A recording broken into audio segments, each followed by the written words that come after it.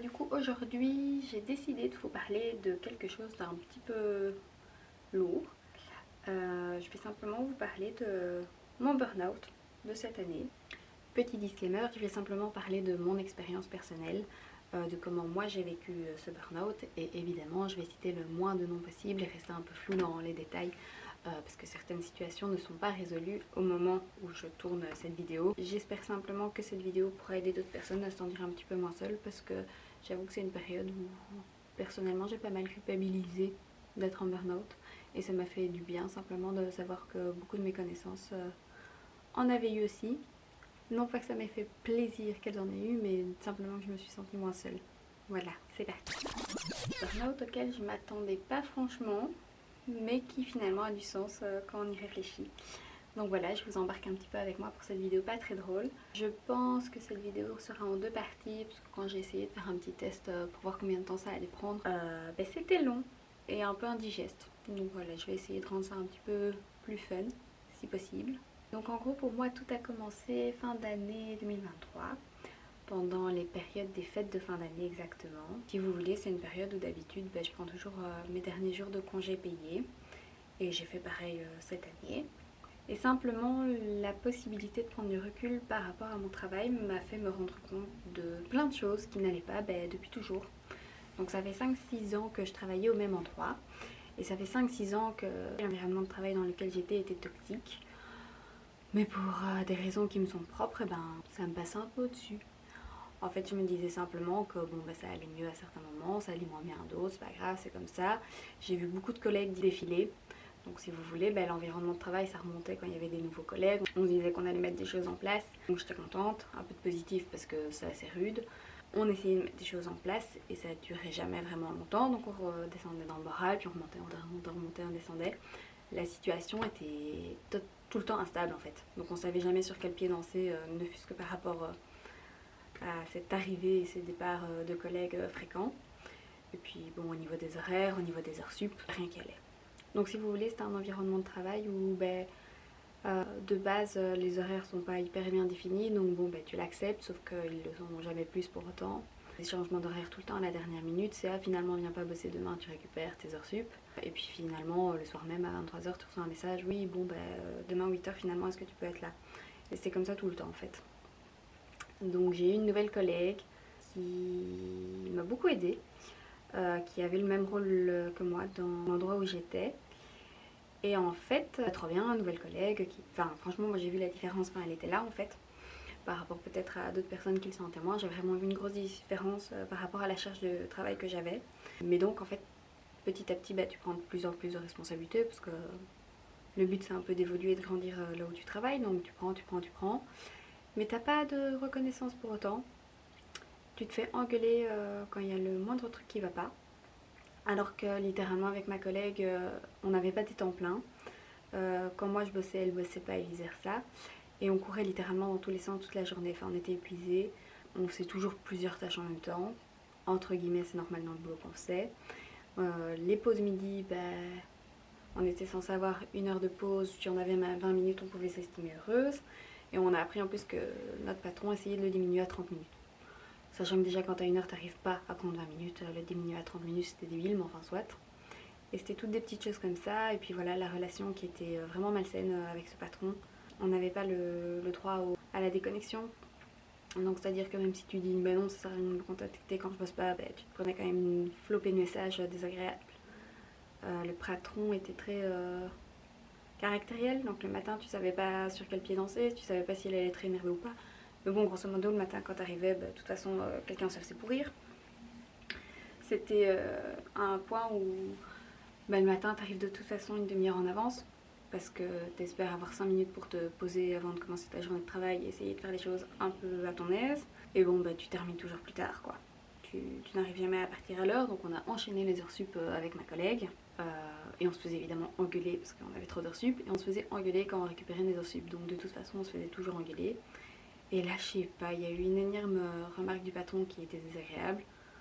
Moi je lui ai fait comprendre que j'étais pas d'accord, que j'ai pas accepté parce que totalement déplacée, et j'ai fait comprendre que j'étais pas d'accord et que c'était un peu du foutage de gueule. Et ma collègue qui bossait le lendemain s'est fait, enfin j'en ai pris plein la gueule parce que simplement elle a pris ma défense. Parce que comme on a le même rôle, c'est con, mais on sait très bien ce que l'autre a fait ou pas. Et on sait très bien qu'on est deux personnes qui courront dans tous les sens. On a conscience de la charge de travail qu'on doit abattre dans une journée. Et bah on court quoi. Donc si t'es pas content parce qu'il y a un truc qui traîne, sorry mais rien à foutre, tout le reste a été fait. On a couru dans tous les sens, t'as pas le temps de boire, t'as pas le temps d'aller aux toilettes, t'as pas le temps de manger, ben viens pas m'emmerder pour une connerie qui traîne quoi. Donc voilà. À ce moment-là, le fait d'être un peu au repos, d'avoir eu cet énième truc avec ma collègue,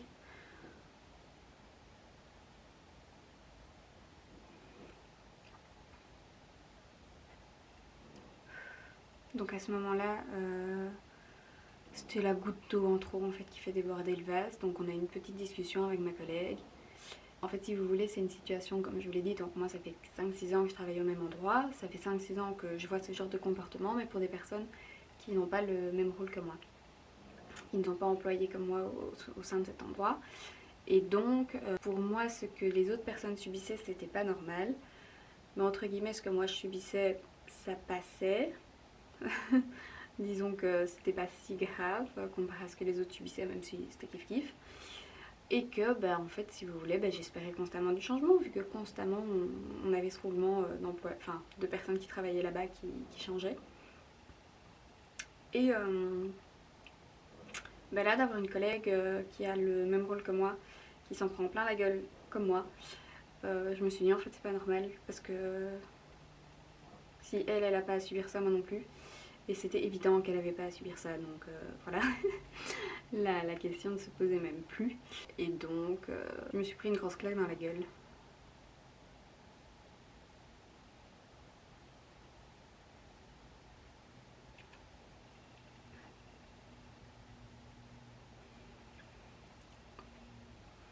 Et donc, je me suis pris une grosse claque dans la gueule. Donc, ma collègue qui est adorable m'a clairement fait comprendre que ça n'allait pas du tout, que j'étais dans un état physique et émotionnel qui n'allait plus et que bah, de toute façon on ne pouvait pas tenir, que ce soit elle ou moi. Donc elle m'a conseillé de prendre rendez-vous chez mon docteur. J'ai pris rendez-vous chez mon docteur de famille qui me connaît très bien. Et évidemment, comme c'était pendant les fêtes et qu'on approchait du week-end, ben, il a fallu quelques jours pour que j'ai un rendez-vous. Quelques jours où tu stresses, où t'es pas bien, où il n'y a rien qui va. C'est fou comment il n'y a rien qui va pendant ces périodes, c'est vraiment débile. Bon voilà, donc dans ma tête, c'était clair que j'étais dans un état où c'était plus possible. C'était clair que si j'allais voir mon docteur, j'allais m'écrouler.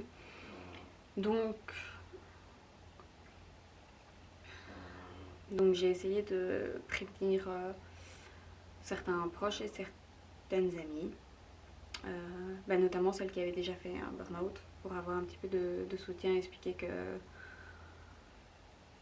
ça n'allait pas et que j'aurais sûrement besoin d'aide à certains moments.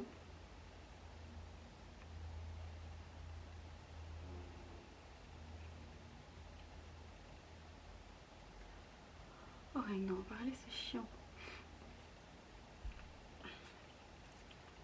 Donc bref, j'ai dit à mon papa que je serais encore un point en plus pendant un moment. Et j'ai enfin eu mon rendez-vous avec mon docteur de famille qui du coup connaît très bien notre situation familiale de base. Et qui a été adorable. Et bon, clairement elle m'a gardé 1 heure dans son bureau parce que ça n'allait pas du tout. Et évidemment elle m'a interdit de retourner au bureau, mais de toute façon j'en étais clairement incapable. Je pense franchement j'aurais pris ma voiture, je serais pas allée jusqu'au travail, je serais allée ailleurs. Donc voilà. Elle m'a mis en arrêt pour burn-out, pour anxiété et pour harcèlement. Parce que bon, ce qu'il faut quand même se rendre compte, c'est que rien que de penser au fait de devoir retourner au travail, j'étais en mode je pouvais pas. Donc voilà, mon docteur a été très compréhensif à ce niveau-là. Elle m'a vraiment gardé avec elle 1 heure dans son bureau jusqu'à ce que j'arrive à me calmer et qu'on mette quelque chose en place. Et elle m'a redonné un numéro d'une psychologue que j'avais déjà vue bah justement pour ma situation familiale auparavant et qui fait de l'EMDR. Voilà, donc ça c'était mes fêtes de fin d'année de cette année, c'était une ambiance folle. Il y a beau avoir des lumières partout et l'ambiance de Noël, c'était pas fun. Bref, je suis sous certificat médical et je reparlons-en 2 secondes. Quand t'es dans cet état psychologique, tu te sens pas légitime de l'être. Et donc tu te sens pas spécialement légitime d'être en arrêt pour autant, donc tu culpabilises pour tout et pour rien. Même si tu n'es plus capable de faire grand chose, ça va pas. Et il fallait du coup que ce certificat médical soit transmis à l'employeur. Encore un moment très fun. Vu que tu te rends compte à ce moment-là qu'il n'y a rien qui va, que tout est toxique, que tout est malsain, que tu subis du harcèlement, que tu es dénigré tout le temps, faut envoyer un certificat médical, c'est pas une partie de plaisir. Et d'ailleurs, quand j'en ai parlé avec d'anciennes collègues ou autres, tout le monde était en mode qu'est-ce qu'il a dit quoi. Enfin, donc voilà, tout le monde avait un peu peur de sa réaction, moi y compris. Le jour même, je suis allée avec un membre de ma famille à la poste pour faire mon recommandé avec accusé de réception. J'ai envoyé par mail, j'ai envoyé via WhatsApp pour être tranquille. Et je pense mon premier certificat c'était de 3 semaines. Et de toute façon, j'avais retourné voir mon docteur régulièrement et après mon certificat a été prolongé. Mais il y a un truc, déjà, bon, tu culpabilises d'avoir ton certificat. Entre guillemets, t'es jamais sûr de l'avoir, même si t'es dans un état pas psy, parce que quand bien même le burn-out est un peu plus reconnu, ça reste un diagnostic posé par un docteur, donc il faut qu'il le pose. Et ouais, en fait, ces certificats médicaux, ça te crée vraiment des ascenseurs émotionnels, quoi. C'est ok, tu l'as pour 3 semaines, youpi. Merde, tu dois l'envoyer à ton employeur, le stress. Ok, tu l'as envoyé à l'employeur, c'est bon, t'es tranquille 3 semaines. Sauf qu'en réalité, t'es pas tranquille 3 semaines, parce que la dernière semaine où t'es en certif, tu restresses. De te dire que tu vas devoir de toute façon retourner pour un nouveau certificat médical. Ça, c'est juste qu'on doit te prolonger, tu sais pas trop comment ça fonctionne au début. Puis, youpi, tu l'as aussi. Ok, bon, cette fois, on te met un mois de certif. Donc, youpi, tu sors de chez le docteur, t'as ton certif. Bon, t'es une loque, mais t'as ton certif. Et puis tu dois le renvoyer, donc tu restresses de l'envoyer parce que tu prolonges. Et puis c'est fait, donc t'es tranquille pendant, tu te dis un mois, sauf que non, la dernière semaine, tu te remets à stresser.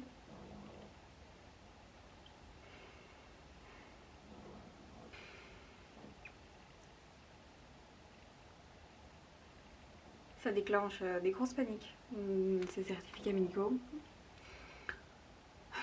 Mais bon, de toute façon, t'as pas d'autre solution, donc voilà.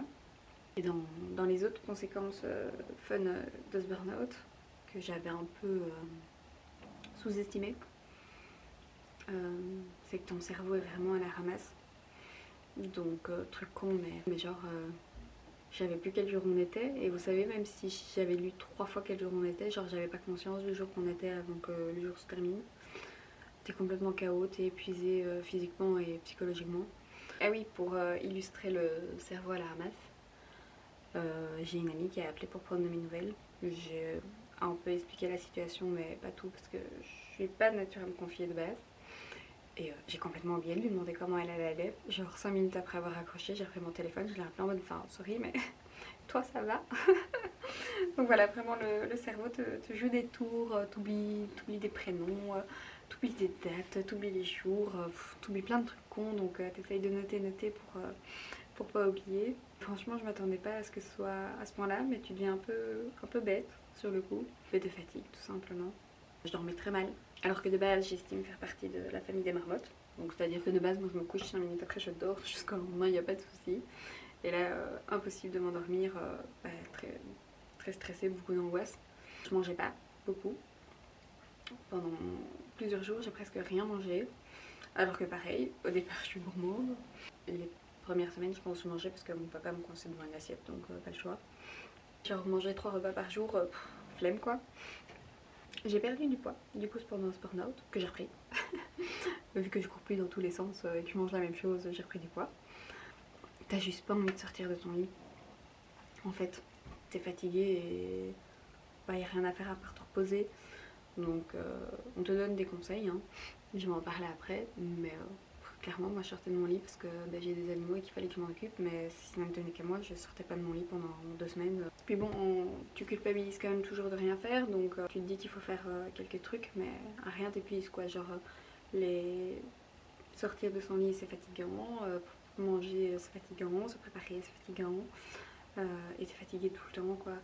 Au début, moi, je sais que j'avais surtout la tête qui bourdonnait non-stop à cause du stress, des émotions, de tout ça.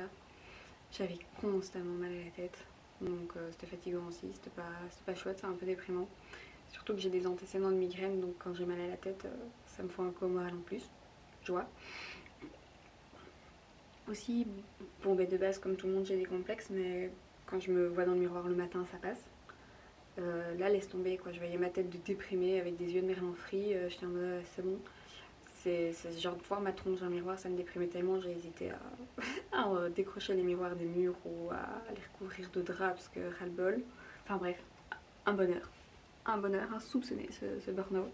De temps en temps parler, t'as beau avoir de la compassion pour les autres, c'est rude quand ça t'arrive, tu t'attends pas à ce que ce soit à ce point-là que en fait ton cerveau, ton corps te lâche et essaye de suivre quoi.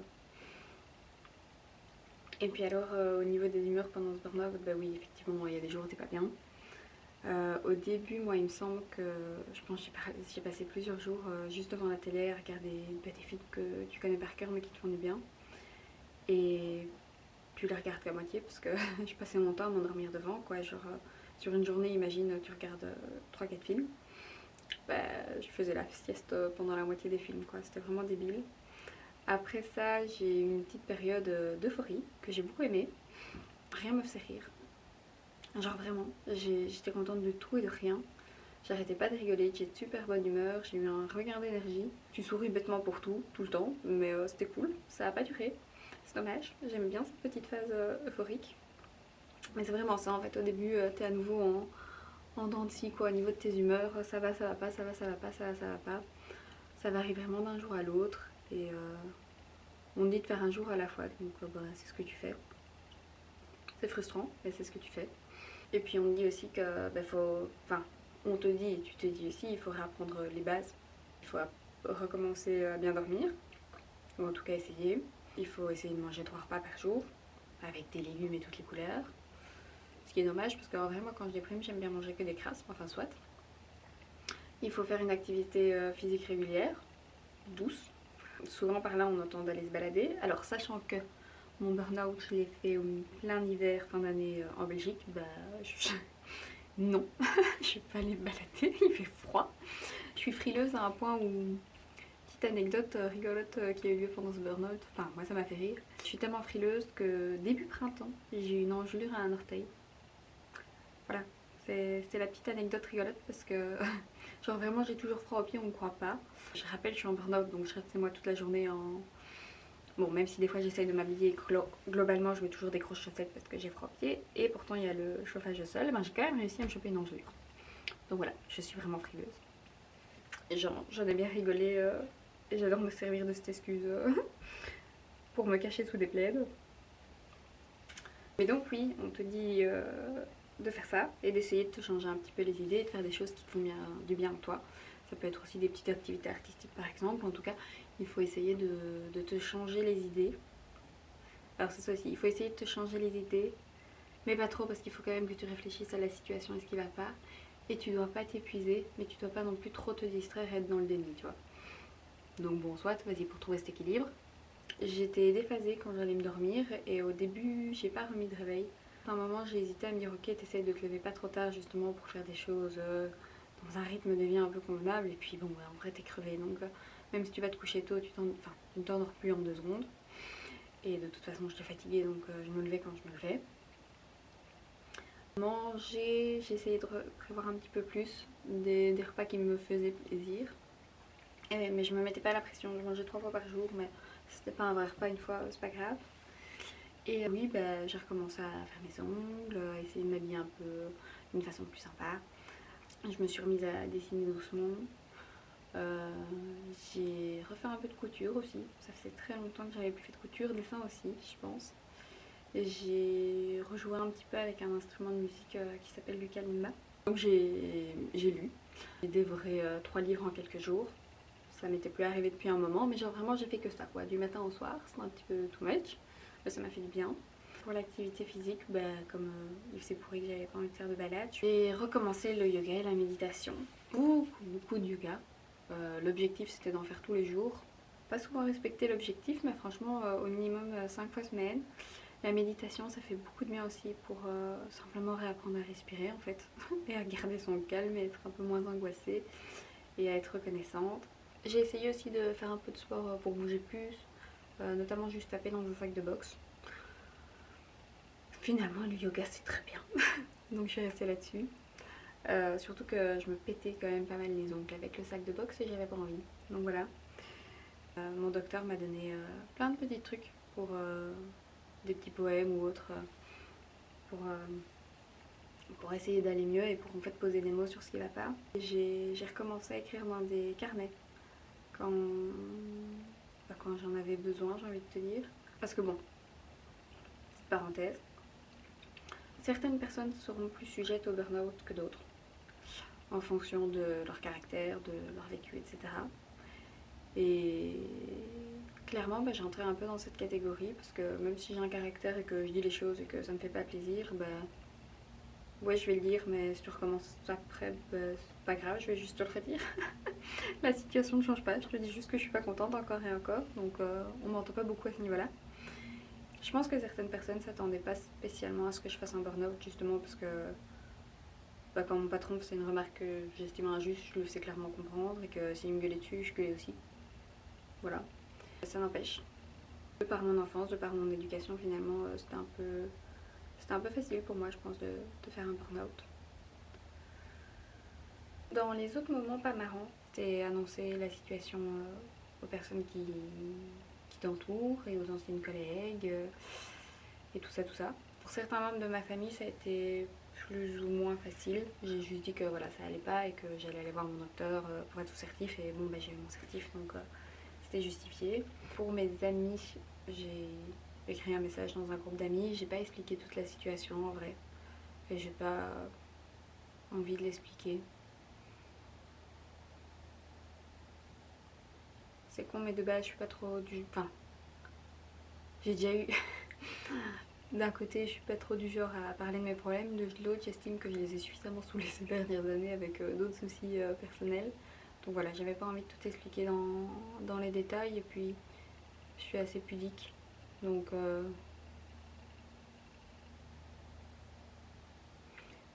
j'estime qu'on voit suffisamment mes émotions sur mon visage comme ça. Et j'aime pas pleurer. Donc, j'avais pas envie d'expliquer la situation face à face. Donc voilà, j'ai juste expliqué par message que ça allait pas du tout. 2-3 raisons comme ça. Et voilà, franchement, elles ont toutes été hyper compréhensives. C'était drôle parce que j'ai vraiment envoyé le message dans un groupe en mode comme ça, voilà, c'est fait. J'explique à la ramasse et simplement je les informe que ça va pas et que je vais être à l'arrêt. Elles m'ont toutes répondu dans le groupe, elles m'ont toutes répondu dans des messages à part, trop mignons. Donc c'était cool. Surtout que, comme expliqué, il y en a plusieurs qui en avaient déjà fait, donc tu te sens quand même un petit peu plus comprise et un petit peu plus légitime en fait, bizarrement, de pas aller bien. Et bon, elles ont toutes conseillé de. Elles ont toutes. Les professionnels de la santé aussi, du coup, mais tout le monde conseille de quand même prendre du temps de te poser et que en fait ça sert à rien de recommencer trop tôt parce que ça n'ira pas mieux. Et ça fait partie des peurs que tu as aussi quand tu fais un burn-out. Parce que pourquoi t'en referais pas un plus tard, tout simplement. Donc, voilà, elles ont été vraiment chouettes à ce niveau-là, plein de bons conseils. Également, prendre rendez-vous chez la psy. Alors la psy, comment expliquer? De base, je suis pas fan. Je trouve que c'est bien que la parole se soit libérée à ce niveau-là. Et j'ai eu une psy avant pour d'autres soucis familiaux. Donc je la connaissais déjà. Psy qui fait de l'EMDR, donc j'en avais déjà fait. Oui, ça m'a fait du bien. Et ça fait du bien assez rapidement, je trouve. Par rapport à une thérapie de toute une vie, ça va assez vite. Et je suis impatiente, donc tant mieux.